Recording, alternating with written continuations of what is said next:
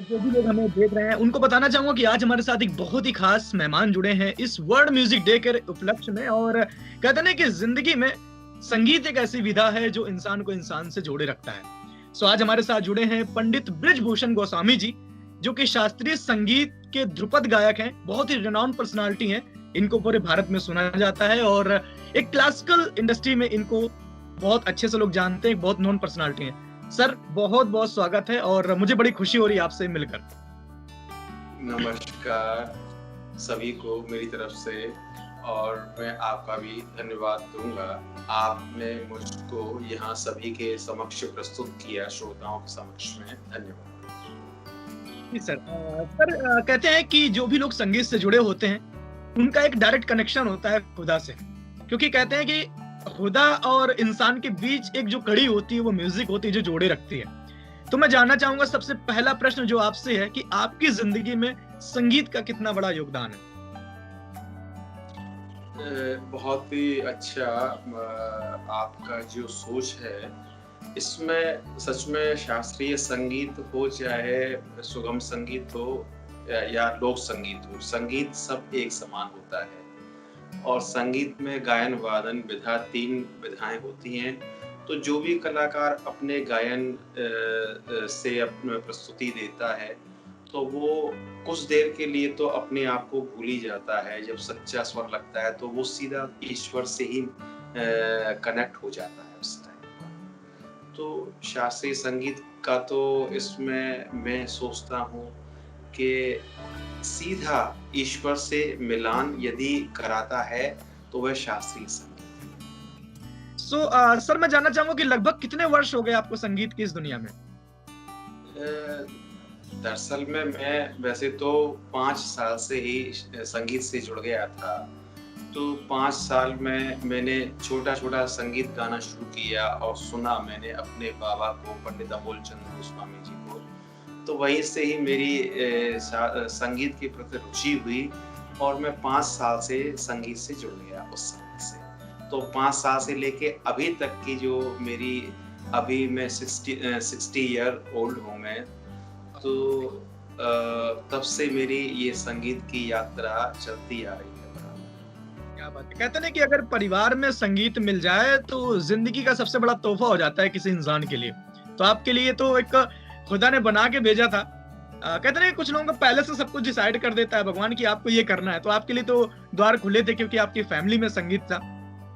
Sir एक चीज मैं और जानना चाहूंगा कि आप शास्त्रीय संगीत करते हैं और इतने बड़े बड़े शोज करते हैं, इतने लोग आपको जानते हैं। थोड़ा सा अगर जो लोग आपको देख रहे हैं उनको इस संगीत दिवस पर कुछ भेंट करना चाहे, कुछ 2 लाइनें कुछ, तो मुझे बड़ा अच्छा लगेगा।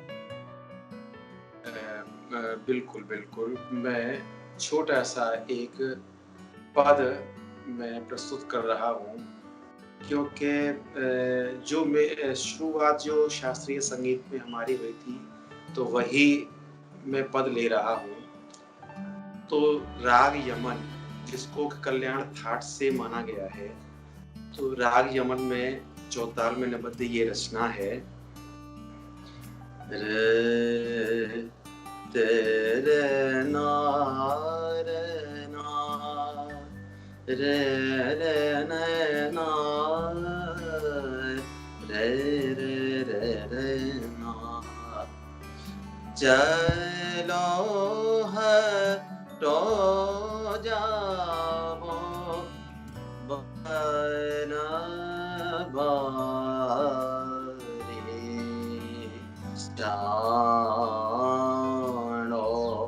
भैया मोरी ढीठला गर लाजना आवत तुमको सब सखी हसतिया चलो। ये पद रचना है, बड़ी रचना है। चलो हटो जाओ बनवारी, छाड़ो बहिया मोरी ढीठ लंगर, लाज ना आवत तुमको, सब सखी हंसती आज, छीनत दधी मग रोकत, बाट चलत नित टोकत, कड़क गई सब चूड़ियां, बिगड़ गई सब सारी, चलो हटो जाओ बनवारी।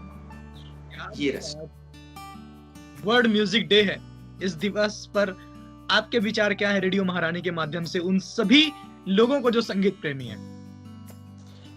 रेडियो महारानी के उसमें मैं सबको सर्वप्रथम तो वर्ल्ड म्यूजिक की सबको शुभकामना देता हूँ। और संगीत और योग ये एक दूसरे के पूरक हैं। जब हम लोग शास्त्रीय संगीत का गायन करते हैं तो हम कुछ देर के लिए अपने आप को भूल जाते हैं कि हमारे ऊपर और भी कोई है या हमारी और भी कोई जिम्मेदारियां हैं।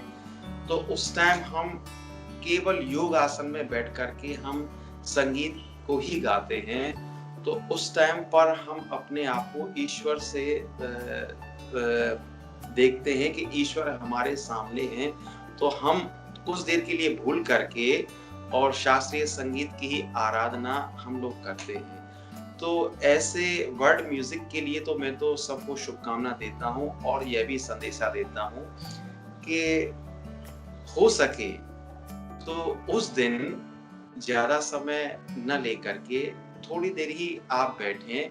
तो चाहे तो वो ओम को लेकर के, जैसे सबसे बड़ा हमारा ओंकार शब्द होता है और जिसका के निकास नाभि से होता है, नाद स्वर से, और इसका कनेक्शन हमारे यहाँ से भी होता है।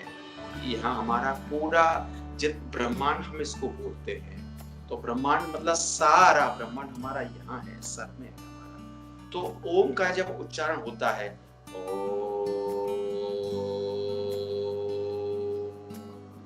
तो हमारी जितनी ग्रंथियां हैं वो एकदम झनकारमय हो जाती है। हमारी जितने भी अंदर की एक एक हमारे नसें जिनको हम बोलते हैं तो वो झनकने लगती हैं ओम के उच्चारण से।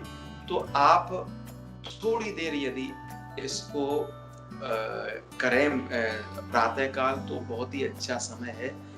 तो उसमें हम बैठ कर के पद्मासन को लेकर के हम ओम और स्वर के अनुसार में बोले। हम कोई भी स्केल आपका जो भी वैसे तो मेल स्केल में 4th ब्लैक का या 5th ब्लैक का स्केल रखते हैं और मेल में 1st ब्लैक सी शार्प जिसको बोलते हैं तो उसको रखते हैं। तो उसमें यदि थोड़ी देर आप 5 मिनट भी